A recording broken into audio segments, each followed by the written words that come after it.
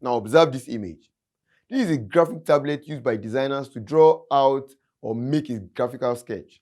Graphic tablets or tablet computers where a specifically designed pen is used to draw digital images also apply induction principles. The tablet discussed here are labeled as passive tablets since there are other designs that use either a battery-operated pen or optical signals to write it. The passive tablets are different from the touch tablets and phones many of us use regularly, but may still be found when signing your signature at a cash register. Michael Faraday is generally credited with the discovery of induction in 1831, and James Clerk Maxwell mathematically described it as Faraday's law of induction. In Faraday's first experimental demonstration, which was August 29, 1831, he wrapped two wires around opposite sides of an iron ring or torus, an arrangement similar to a modern toroidal transformer. Based on his understanding of electromagnets, he expected that when current started to flow in one wire, a sort of wave would travel through the ring and cause some electrical effect on the opposite side.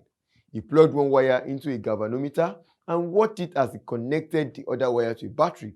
He saw a transient current, which he called a wave of electricity, when he connected the wire to the battery, and another when he disconnected it.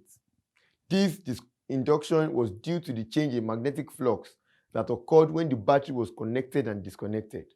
Within 2 months, Faraday found several other manifestations of electromagnetic induction. He then came up with some laws. I'll see you in the next class.